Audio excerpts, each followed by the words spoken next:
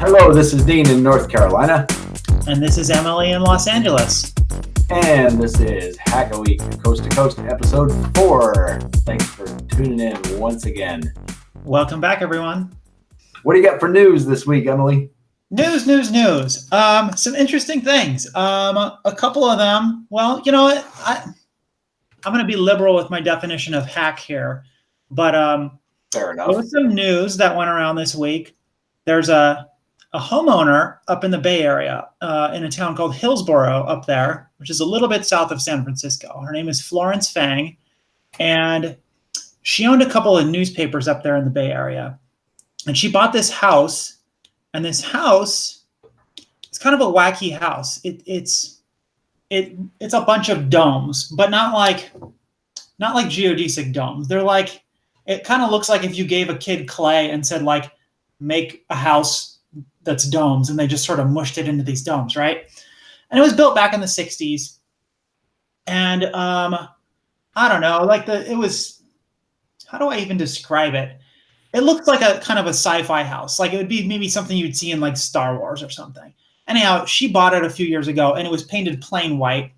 Well, she decided that she was going to do something more fun with this house, and she painted it like orange and purple. And then like she went further and she started buying dinosaurs that she found like on the internet, like big ones, like big yard dinosaurs, like dinosaurs that are 20 feet tall. And she had her yard landscaped, and she had all these dinosaurs like put out in the yard. And the way that this house is situated is that you can see it from the freeway. And she's turned her house into a Flintstones house. So all these dinosaurs, and then randomly a giraffe. And then she put some big letters that say yabba dabba doo. And like now she's getting sued by the city because like the neighbors are having I knew that was coming. I knew a lawsuit was going to be in this story. Yeah. But I think this house is great. This like went around. It's like the Guardian picked it up. Like everyone was talking about this. I think it's great. And you know what? Like that's a hack as far as I'm concerned. She took an old house that like is weird and no one wanted, and she turned it into something she liked. And I think it's fantastic. And here I will screenshot. I'll just screen share so you can see what this house looks like, just so you know you have some perspective on this. Where is my screen share? Come here, you. I might have seen this on Twitter. There was a tweet about it, I think. Yeah, it was going around. There was a house like this in Phoenix, Arizona, near Camelback Mountain that was similar. It was just all these domes and adobe and no square anything in the house. It was all really cool. Yeah, so you see this? Oh, that's awesome. Isn't it cool? Look at that. I love this house. I kind of want to see if I can go see it when we're up at Bay Area Maker Faire next week, because it's in the area. Yeah. Florence Fang and her dinosaur house. Fantastic. I love it. It's just the coolest. I would love to have a house like that. My office mate was telling me about, there's a little weird building if you go up Highway 395 on the east side of California, up the eastern side of the Sierras. There's this little building, and it's just a little orange dome, and it looks like a lemon just sticking out of the ground. And she was like, "It's for sale." She just was up there like camping. She's like, "You should buy it. You should buy it." Absolutely. I would love to have a house that looks like a lemon if it was not like 150 miles from my job. So whatever, maybe one day. That's pretty cool. Yeah. Isn't that cool? I love people that just have have a sense of whimsy and creativity when it comes to like where they live. Because a lot of people, they just live in a box and they don't ever think about like what they're doing with their box. And some people just like are not content to live in that little box. And I think that's great. Just literally thinking outside the box. Yes. Awesome. Yes. And there's a lot to be said for kind of breaking out of the whole rectilinear thing, because how useful is a corner? I mean, it's not, but a round space, every single inch of the wall is usable, right? Yeah. It's a better use of space by far. Yeah. But it's, not as easy to build. It's easy to build a square. Building a circle takes a lot more effort. Absolutely. And, the original architect that built this house, he actually like got himself driven out of the architecture business when he built this thing back in like the late 60s, because it like no one wanted to buy it because it was so weird. And so he just was like, all right, I'm not going to be an architect anymore. And he became like I think a real estate developer or something.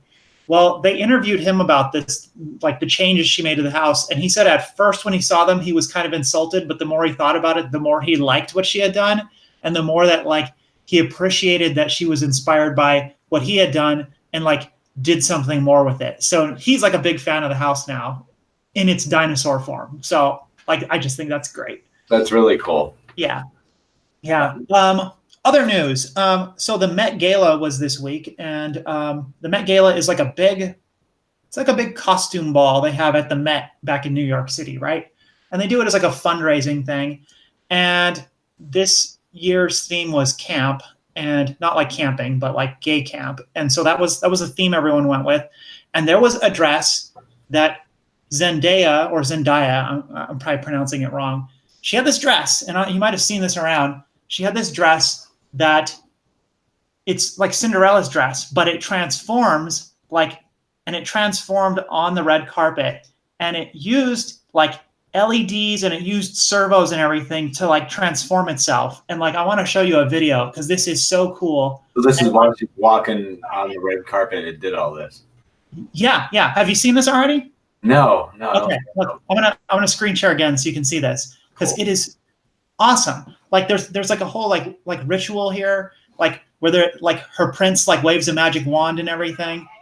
So here, watch this.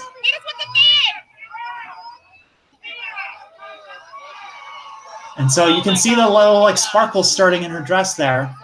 And wow. Yeah, right? And like watch, like the skirt of the dress is poofing out too. That's like the servos controlling the skirt so it poofs out. So, that is awesome. Yeah, how cool is that? There's a lot going on under that dress.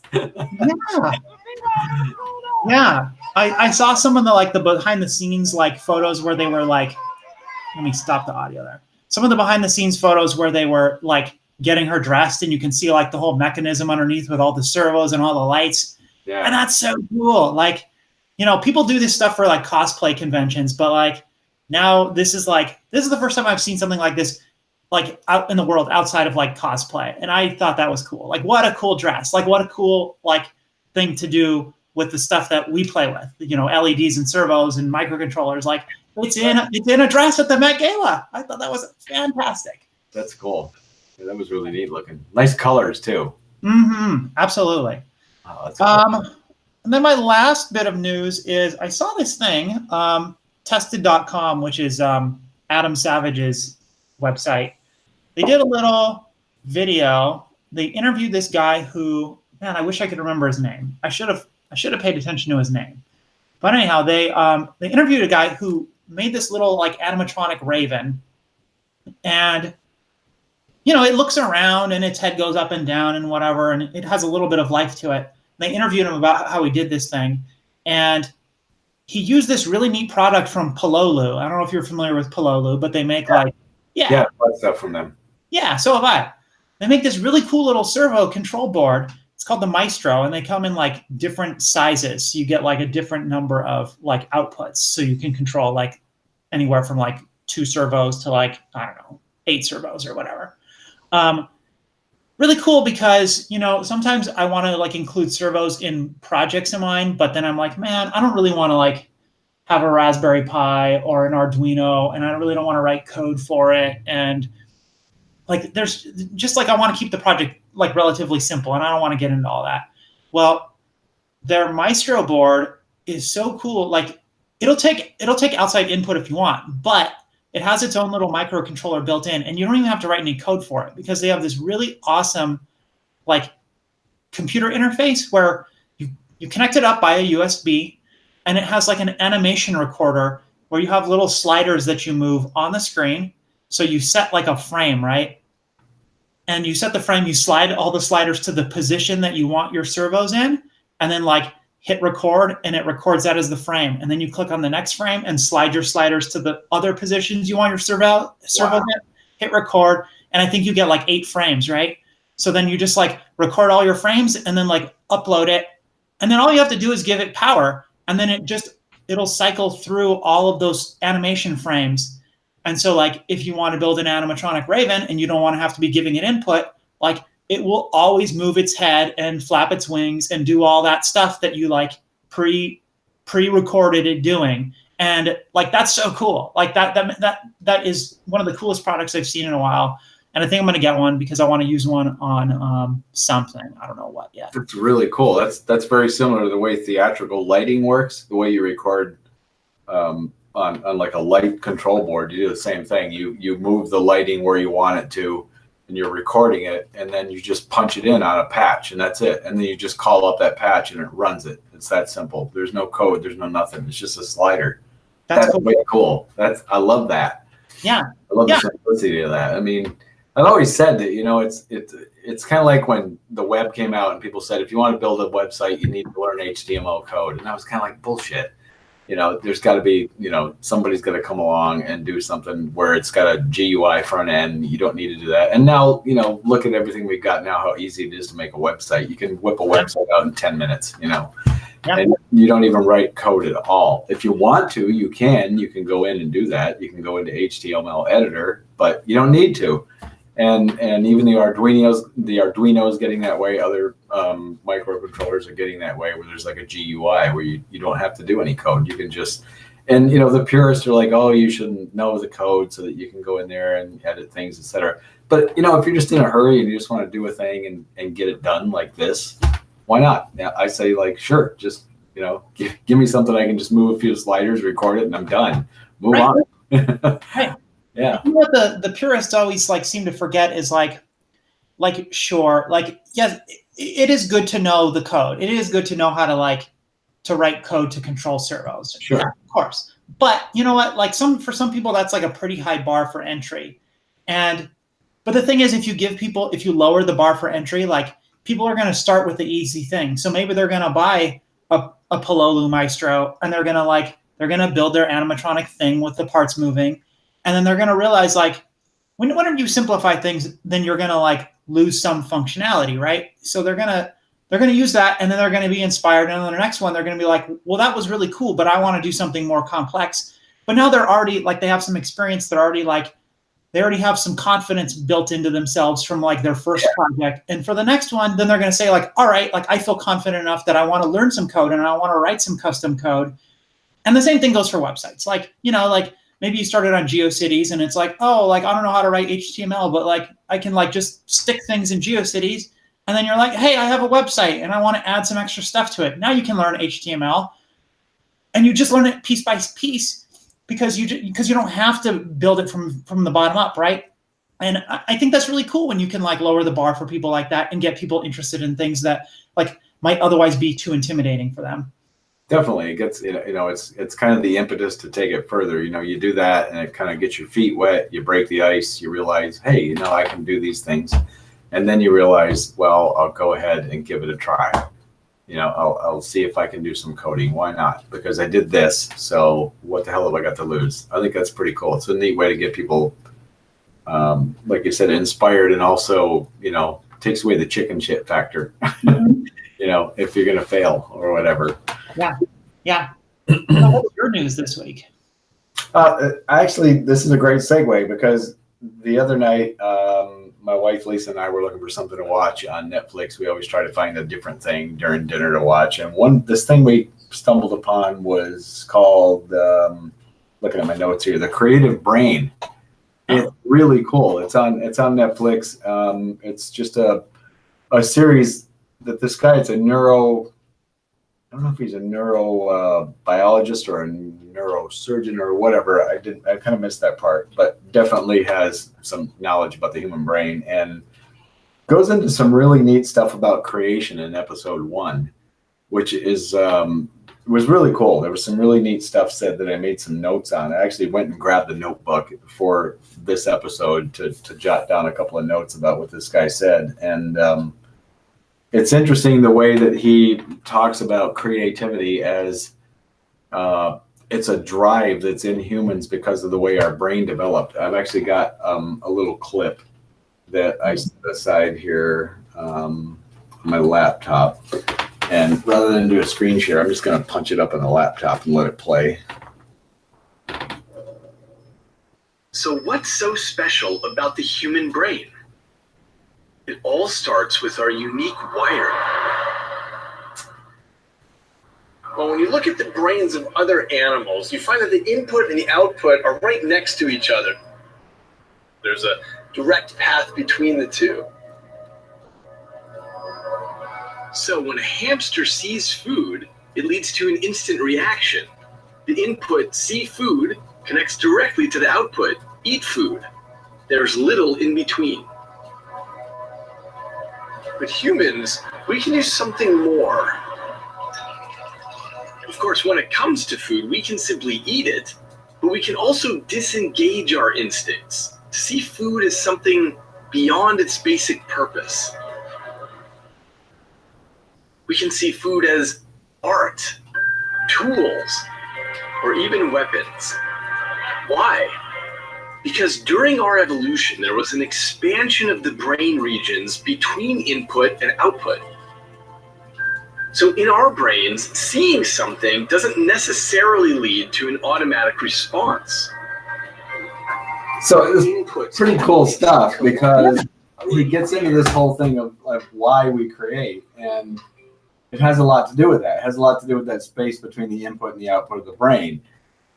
There's a bigger space, literally, physically more space, more neurosynaptic stuff going on. And instead of just like, well, yeah, sure, I could shove this in my face, but, ooh, you know what? It might be fun to do this to it. And if I do, it tastes better. And wow, that was good. And it's satisfying. So there's a feedback of, you did a thing to change it and you eat it. And now there's more to it than just satiation of hunger.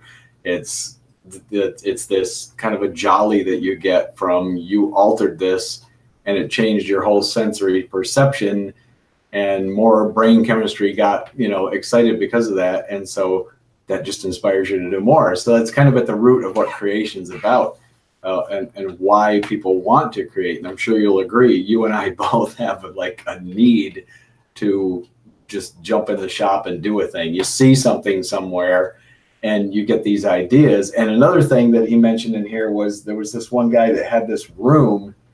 I love this. You're going to love this. He calls it the things and ideas room. I like that so much. And he just filled this room with just stuff that he likes, things that he looks at and go, wow, that's really cool. And when he's kind of stuck on an idea, he'll just go in there and sit down and look around for a while. It's kind of like the way the Hack Shack is set up. And, I really hope one day you get room where you can do this. You've got your garage, but it's a little more of tight space where you have to sequester things into compartments, right? I can leave some things out in my shop. And when I'm in there and I look around and I'll see something like, oh yeah, that project I worked on 4 years ago that I tore apart. I could take this section of that and turn it into this. Oh, wait a minute. Now I got another new idea because you got these things around you that inspire the ideas. So yeah, the show is really great for that. And once again, I'll mention it's called The Creative Brain. It's on Netflix. Really Brain. All right. I'm going to watch that. It's a whole series too. Another funny thing I saw this week, and this goes along with my business of repairing cars, is Volkswagen has a commercial out that talks about the new GLI Volkswagen they have. And in the commercial, there's these two guys talking, and the guy gets out of the car, and his buddy's like, aren't you going to lock it? And he goes, no, it's a stick shift. And so they're kind of putting forth this whole thing. It's on Jalopnik, by the way. If you just look it up, just go into Jalopnik and just do a search for Volkswagen stick shift security. Those words will get you there. It'll do it in Google too. Where they've got this commercial it's a bit whimsical. It's kind of a jab, I guess, at all the people that don't know how to drive a stick shift car now. And it's like, oh yeah, just leave it unlocked, But then the Jalopnik article goes a little further and goes, well, yeah, but thieves are going to go in there and just pretty much steal everything they can, whether or not they can steal the car. And if they can even get it started, of course, they're going to ride your clutch and grind the gears and figure out how to drive it in 5 minutes. Yeah. I thought that was pretty comical because a lot of people don't know how to drive stick shifts anymore. And I just recently bought a car from a customer that needed some major repairs, but because it's a standard shift car, I gave him $500 for it, and I'm going to fix it up and resell it, because stick shift. So, Yeah. Then the other thing is this freaking guy I found on YouTube. What's his name? Michael. Hang on a second. This is phenomenal, and you'll appreciate this because you have an up-and-coming YouTube channel. Michael Reeves. Oh, yes, Michael Reeves. 36 videos, okay? 36 videos total. He has 1.7 million subscribers and 60 million views on 36 videos. I have over 200 and some, almost 300 videos.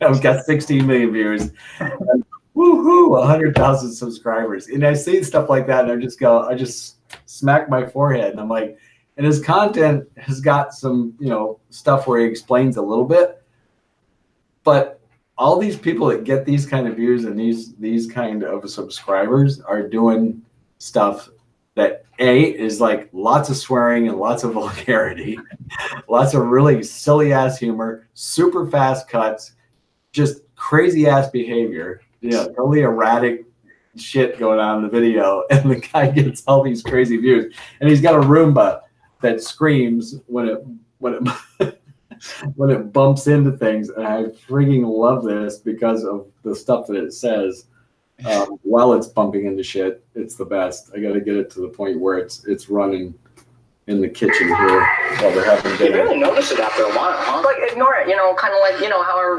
Roomba cleans your house. How likely would it be to adopt this into your household? A horror movie. Makes it more human, right? Makes it a little more personable. You don't feel like there's a robot. What are your thoughts on it, Chelsea? You can tell maybe, on the wall or a coffee table. You don't react with kind words. You react maybe a little harshly. Oh my God. I laughed so hard. I mean, it's just like all those swear words that he programmed in this. And he got his buddies to do it. He got his buddies to do the sound samples. And when he's uploading the code, he puts on all these weird glasses and he's doing all this stuff like, time to do the coding. And then it just cuts to, actually, it's no big deal. You just drag and drop the sound files. Coding's not that hard. It just cuts to the thing doing its shit. Oh my God. He is, hats off to him, man. He's hilarious. He puts these videos together, and he's got this super fast cut edit technique. The videos are really short, and the freaking guy's got 60 million views and 7 million subs. So well done, Michael. You know who he lives with? He lives with another YouTuber named William Osman. William Osman is also like, he does that kind of style of videos, like funny inventions, like absurd, like crazy stuff. William and his wife had their own place that they were renting, but when we had all those wildfires last year, their house burned down, and they lived in a motorhome for a while, but now they've moved in with Michael Reeves. So like, they're always appearing in each other's videos and helping each other with each other's projects, and it's really fun to see them doing that. That's pretty cool. Well, I mean, that's got to be his living at this point, because he's got a Patreon too. And, I'm sure he's raking in some triple digits off this. It's totally possible with YouTube. You get the right vibe going and that number of subscribers, and it's monetized, and woohoo. Yeah. The money's coming. Yep. Holy shit. So anyway, that's my silly news of the week. That was some fun stuff. All right. Yep. And totally check out that thing on Netflix. Anybody that's into creativity, it's really good. You'll love it. Yeah, I will. Maybe I'll look at that tonight. How about fails? Do we have any fails this week? Should I start or should you start? Well, like 10 minutes ago, we just had a fail on the Google Hangouts here. I bought a new mic. I bought a Yeti microphone. And for some reason, this thing, when you plug it in and configure it and you set up a Hangout, and then when we first started, I couldn't hear Emily on the other end. I'm like, well, WTF, what's going on? And I'm looking around. She's looking around at everything. I mean, I don't even know what you're looking at on your end. I guess all your audio settings and everything showed okay. You should be able to hear me. And then I remembered something that happened the other day when I first plugged this mic in. I couldn't hear my speakers, and I looked into my sound settings, And this is from Blue Microphones. It's a great mic. I'm not dissing it at all. It really is awesome. It sounds great. I've read about it as it's one of the better mics for podcasting. But here's what it does in Windows 10 anyway. It decides that your speaker output is the microphone, which makes zero sense. But you have to go into the settings and change that back to your speakers, and then you can hear audio again when it's something where it has to do with a podcast or, communicating with somebody over a communication line. So, that was a kind of a silly fail. Yeah. Ridiculous. Yeah. So my fail, this isn't my fail per se. And when we started doing this, I said I wasn't going to, I didn't want to point out people I know who had fails, because I think that's not cool. But the New York Times had an article this week about a big fail, or it might have been late last week. And they don't name the guy who was responsible for this, but there was a neighborhood in, let's see, where was this? In Ohio. It was in some city in Ohio, and all of the little key fobs for people's cars stopped working, and their garage door opener stopped working, and they're all complaining, and the FCC came out, and no one can figure out what's going on. There's some kind of interference coming from somewhere. There's this strong radio signal coming from somewhere. So they work with the power company, and they start turning off the power block by block, because they figure well, wherever it's coming from, if we turn the power off, then the signal will turn off, and then we'll know it's on that block. So they do this block by block, nothing. It does not work. No matter where they turn the power off, it stays on. And then all these amateur sleuths, radio sleuths, start going out with their detection equipment and trying to track down what's going on. And they find it's coming from this one house. And they talk to the guy, they talk to the homeowner. And so the way they described him, it sounded like maybe he was a little bit on the spectrum, but he had a basement workshop, and he wanted to be able to know if when he was down in his workshop, if someone came to the front door, he wanted, because he couldn't hear the doorbell down there, right? They didn't describe this mechanism he built, but he built something that when someone came to the front door, it would flash a light down in his basement. And so he'd know oh, someone's here, let me come upstairs.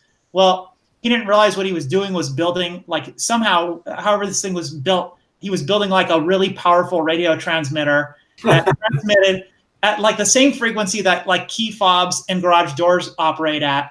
And he had it on a battery. So shutting the power off did not shut it off. It was just on this battery.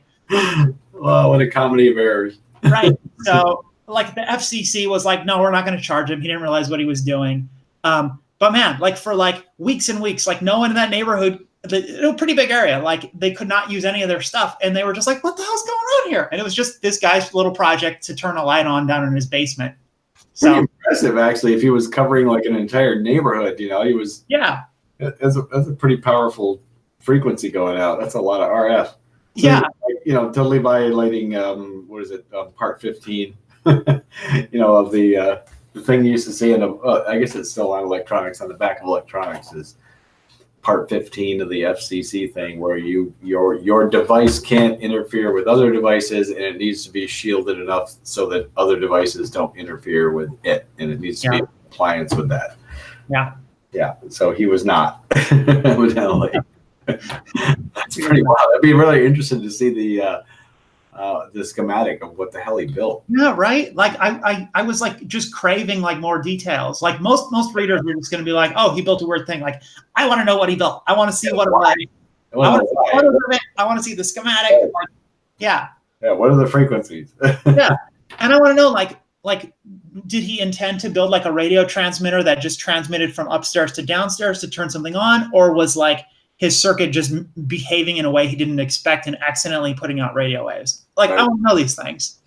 And that can happen in reverse too. A lot of people, when I did the LM386 amplifier build, lots of people built it and they're what the hell? I'm getting radio stations on this thing.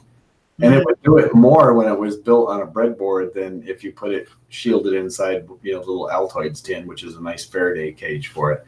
Yeah. But it's pretty common with that little amp. If it'll pick up, actually just randomly pick up radio frequencies, through frequency multiples. It's not necessarily Well, it's just detecting, electromagnetic waves. That's all. Yeah. And it's reacting to it, and it outputs it as, audio. It's that simple. But yeah, mine did it when I first built it, under certain conditions anyway. Yeah. All So, right. life hacks. Yeah. Oh, wait. Is life hack first or surprise hack? I don't remember. Oh, you got the surprise hack. Yeah, that's right. Surprise hack. Okay. So Right. I found this thing earlier today. Let me find it again. Where did I put it? I don't know if you saw it on Twitter. I retweeted it, but one second while I find where I put it. I had it open in a tab here, but I'll get it again. It's so people are probably familiar with Strandbeests, right? Like yeah. So this guy built a strand bike, and this thing is cool as hell. There you are. Let me get the imager thing going here, and I'll show you. Screen share. Oh man, I hate the screen share on this. Come on. Yeah, that's why I grabbed my laptop this week. It's kind of a pain. Yeah. All right, so look at this thing. He took the back end off the bike, but not in a destructive way. Like, you could put your bike back together, and he built a Strandbeest mechanism that's powered by the rear sprocket, and it's a Schwinn. Yeah, it's a Schwinn. He has his whole build, all the steps here with lathing parts and everything. He went full on. He actually parts. Yeah. Wow. Yeah. And then, it rides. He can ride this thing around. So check this thing out. Come on, you. So let me skip ahead to where he gets on it. Oh, here, we'll open it on YouTube. There we go. See, look at this thing. Wow. How cool is that, right? That's really cool. Yeah. So I just saw that today, and that's just a weird hack, and it looks so weird, and It's such so a cool. juxtaposition of mechanical things. I love that. Right. Wow, that's awesome. Yeah. It looks bizarre. It's almost I don't know. It's like watching a centaur or something, right? It's a bicycle. That Strandbeest thing is it looks so animal-esque, and I mean it moves so much the way that joints of animals do. Yeah. So that was my surprise hack. What have you got for life hacks? No, actually, a pretty simple one this week. I went into work Monday, and my employee said to me, "Hey, did you see the power box outside the building?" I said, "What?" And he goes, "There's a big box out there. I'm surprised it didn't start a fire." I'm like, "Holy shit, what's going on?" So I go to the side of the building, and the box that houses the meter, which is locked with a little padlock that the power company has a key to, is dangling upside down and hanging by about 10 wires that lead to the damn meter. And so I'm like, all right. I said, "Yeah, come on here, help me with this." And so we lift it back up to see what happened, and it was originally mounted on the side of the building on some 2x6s, and whoever mounted it up just kind of did the the hell with it moment, where they ran the screws in that hold this. It's got to be at least a 25-pound box. It's a big steel box with a bunch of connectors in it for the electric wires and the meter. And they put it up and where the conduit lined up and the way the thing lined up and mounted on these 2x6s, on the uppermost screws, the screws were within a quarter of an inch of the edge of the 2x6. Okay. And they just went, "Yeah, that's good. Whatever. Let's just run those screws in there and we're out of here." Well, after some years go by and lots of rain, and this last weekend we had this really big dump, a huge torrential rain. And those screws went, "I'm sorry, the wood is swollen up and there's hardly anything here," and the wood split and it fell over, So I put it back up the other day, and I'm looking at it going, I can't open this thing up. The screws have now fallen inside the box. I can't just leave it hanging by the wires. 2 screws at the bottom. 1 screw was still kind of there that I shoved back into one of the holes. And so, I got my employee Larry. I said, "Hey man, run in there and grab some side cutters, and above my workbench there's a roll of just some soft wire. It's some 16 gauge soft wire, baling wire. Grab that, bring it out." So brought it out, and I just wrapped a big wrap of baling wire around it, twisted it up with the pliers, and okay, good enough. Let's get to work. I'll go call the power company, tell them to come and fix this. So dirt simple, just get some wire up there, strap it back up, get on with the day. No big deal. No panic. So I'm going to put a piece of plywood up on those 2x6s, so there's actually something decent to bolt it to this time, and call the power company, tell them, okay, come out with your little key and hang this back up. This is not my problem. You put a key on this box. I can't get in there, so it's up to you to mount it. So, that was just my little quickie fix with some baling wire. I don't know how many times they've used just simple baling wire to fix stuff. Soft wire. It's just buy it at any hardware store. Everybody should have a roll of that in their garage along with some duct tape. I have a roll. I have a big roll of it. Yeah, that stuff is great. I mean, it'll save your ass with so many different things. I have a roll of tar, in fact. You know what? There's also you can get stainless steel baling wire from Harbor Freight for really cheap, and I like that. It's very similar to the soft baling wire. It's a little harder because it's stainless. Yeah. Harbor Freight has like a half-pound roll you can buy, and it's nice because if you need to tie up something in a place and you don't want it to rust, it works really well, and it looks nice. I've used it for jewelry, and I've used it for hanging things in the yard if I don't want them to get rusty. Super nice. It's like $8 or something for a half-pound roll. Really good. There's a sentence you don't hear every day. I've used it for jewelry. I've used it for hanging stuff in the yard that you don't want to get rusty. all in the same sentence. Yeah. I mean, what other material is there out there that you could say that about? Right. Only a hacker maker person would say that. That's awesome. Okay, you get a sentence of the week for that, I guess. So you've been working on some fun stuff this week, and I know what it is, and it's pretty exciting, and I'm glad it worked out. So why don't you me too. I can't remember. I think I mentioned last week on the episode last week that I was getting a drill press from work, and I was bringing it home piece by piece.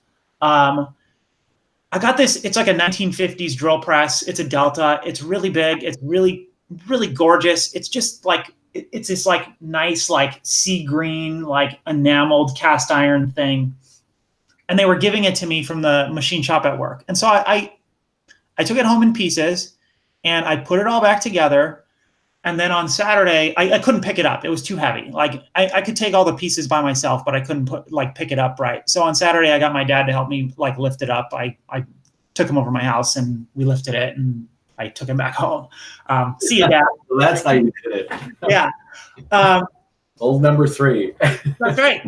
So the one issue with this drill press is that it needs 3-phase 240 volt power, and I don't have that in my garage, and I can't put it in my garage because I rent, and the landlord is not going to let me tear into the electrical box.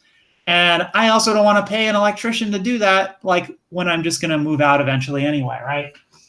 So fortunately, we have really nice solutions these days, and it's a variable frequency drive. In the old days, you'd have to use a rotary converter, which is basically like a 3-phase motor that's being turned, and it's generating its own 3-phase. You're feeding that, and so basically, you have to have a 3-phase generator, kind of feeding 3-phase. Well, variable frequency drive gets rid of all that. Thank God for solid state electronics. They're small. They're I don't know, the size of my coffee mug. And they come in a lot of different kinds. So you can have you can put in 120 and get out 120 single phase and get out 240 3-phase. You can put in 220 single phase and get out 240 3-phase. You can put in 240 single phase and get out 480 3-phase, all these options, right? So I bought one of these things. It came last night, went out in the garage, and I opened it up, and the manual was awful. The manual was absolutely awful because written in that Chinese English that Chinese manufacturers use a translator to write their English, and it's I don't know what any of this means anyway. And on top of that, the user manual was written to be common to all of their models. So it didn't have any clear specifics for my model. So I was like, I don't know how I'm going to do this.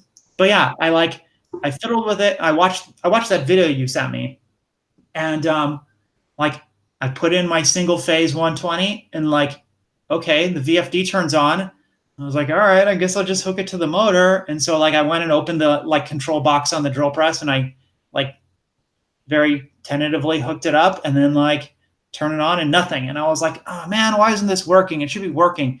And then like I was just kind of pressing buttons on it, and then I pressed the run button, and the drill press turned on, and like it totally turned on. Like, and variable frequency drive, like its name would suggest, it drives a motor and it has variable frequency. And this is like super nice for like big tools like drill presses and lathes and some saws and things, because the RPMs of an AC induction motor are dependent on the frequency of the electricity being put into them. And so if you change the frequency that's being put into them, you change the RPMs. So by like dialing the variable frequency drive anywhere from 0 hertz up to 300 hertz, I can change the speed of my drill press, and I don't have to mess around with the stupid freaking pulleys and belt on top. Like no more like tilting the motor and like trying to slide the belt into place, like, because you know that's how you have to do on most drill presses. If you want to like drill a piece of steel and you need to go slower, then you have to change the belt around. I don't have to do that anymore. I just like dial the little knob down, and then the drill press goes slower. And if I want to go fast, I just dial the little knob up and it goes fast. And that's so cool. And I cannot wait to get that thing permanently mounted, because like this drill press is freaking amazing. And like the fact that I can control the speed just by a little knob is going to make it so much easier to use than my old drill press. So I'm super excited. Yeah. These are the way to go. I worked at a place where I was spraying stuff, automotive type spray on windsurf boards, and we had one connected to the exhaust fan. Same kind of thing. It was, you know, just you push the button that said run, and then it had an up down, and it just showed you the frequency output, and it changed the speed of the fan. And this one was a little bit underrated for the huge motor that it was running. And if you ran it at slow speed, it actually loaded it up with more amps on the downstream end. And one day it caught on fire because it was running too long. Somebody left it on a really long time at a very low speed. And it wasn't a big fire. It just kind of, you know, magic smoke, foofed out, flame for a minute, and it was done. And yeah. This one, though, was like a $900 VFD. It was not cheap. And so then we had to pay the electrician to come back in and replace it. And he said to us, you know, don't run it any slower than X, you know. So we didn't after that, and everything was okay. Yeah. But they're pretty neat. But you can still mess with your pulleys to get like the optimal kind of torque. You'll probably find that as you mess around. But the neat thing with motors is they make 100% torque as soon as you turn them on, unless you have a shunt wound motor. Right. That's the neat thing about, I don't know if it's like that with AC, it might be, but as far as I know, the way motors work, the torque doesn't build up on a curve like it does in an internal combustion engine. It's just all on right now. Yeah. So pulse width modulation is cool. Yeah. So I think if you have a single phase AC induction motor, there is like a torque curve. And so that's a really nice thing about 3-phase motors. Like a single phase motor kind of relies on its own inertia, like for its torque. So like it spins up, and then you've got the whole armature going, and like just the mass going keeps the torque. But if you're going at a really slow speed, like it's not going to have enough torque because it's really easy to stop it. But a 3-phase motor, since you have like essentially 3 poles like pulling the armature around. Right. At any given time, one of them is actually doing work. Yeah. So you have a really good like amount of torque even at low speeds with a 3-phase motor, which is really nice. So yeah, like the thing will probably be torquey even if I'm running it very slowly, which is not something you'd find if you were trying to like, I don't know how if you were, I guess, feeding your AC induction single-phase motor, if you were lowering the volts or something down to like, I don't know. You'd have problems. It wouldn't have enough torque. I tried to do that when I had a Tesla coil back in the day. The frequency is the same, but you're just lowering the voltage output. So I'm thinking of DC motors. DC motors do 100% torque. Yes. Think about it. Yeah, that's good. Yeah. And so that's Like I have a bandsaw that I converted to use a treadmill motor like a year ago, or it was like 2 years ago already. I did a treadmill motor conversion to it so that I can adjust the speed, and that's a DC motor. And the motor is like really nice and torquey, even when it's going really slow. But I have found a problem is that like V-belt pulleys do not like to grip when they're moving slowly.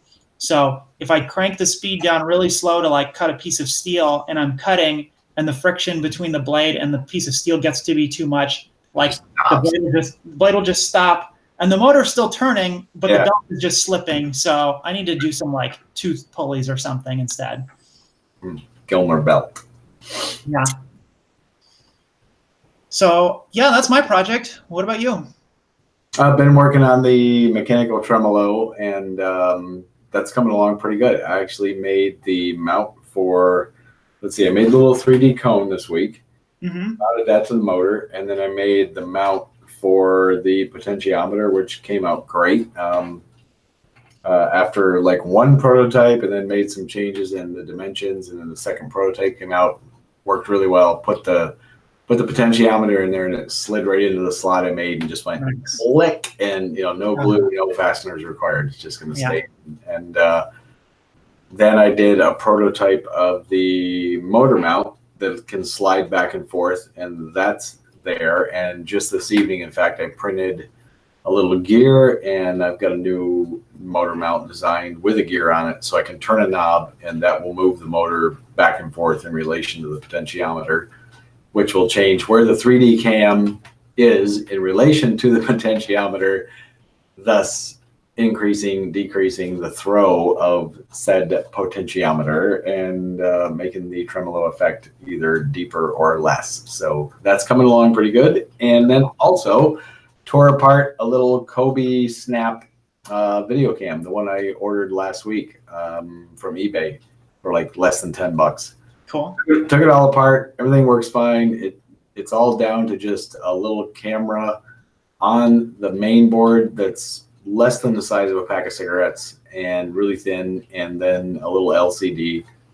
And then I kind of did a little theatrical stuff with it. I put first I put 3M electrical tape on the back of all the circuit boards, and then I covered the back of the circuit boards with some hot glue, let that cool down, and then laid them the other way around, like right side up, on a piece of wax paper, and then used just Kleenex tissue and liquid latex. Little trick I learned with makeup many years ago. I've used it a bunch of times.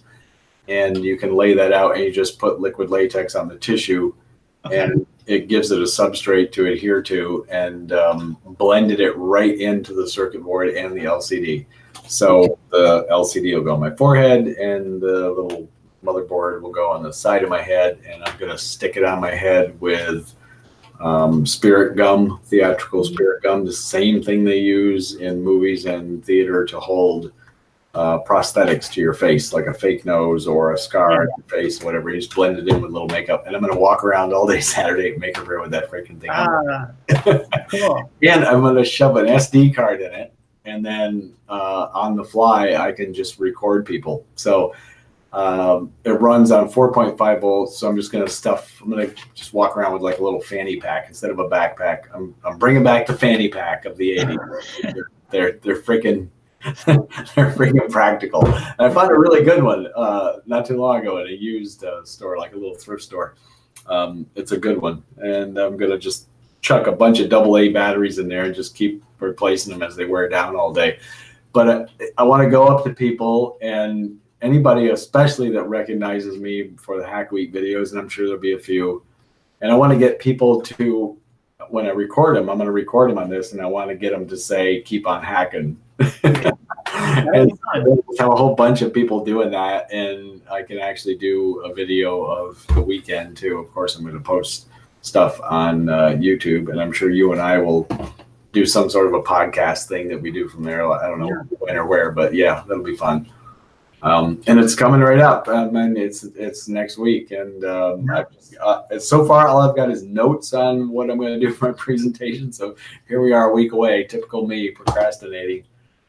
So this weekend it's going to be really rainy around here. I'm going to sequester myself and get together my little PowerPoint presentation although actually I'm not using PowerPoint, I'm using Open Office, and they call it something different. I'm looking at it right now. I love Open Office. It does every freaking thing that Microsoft Office does without nearly the clutter and weird stuff. Impress, it's called Open Office Impress, and it's the equivalent of their presentation stuff. So got my little Logitech presentation laser, so I can point stuff, and it's got a little timer built on it, which is nice. So, that's nice.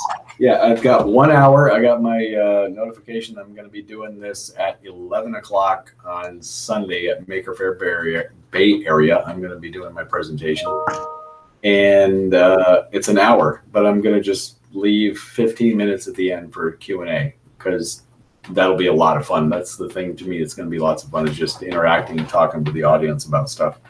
Yeah, definitely.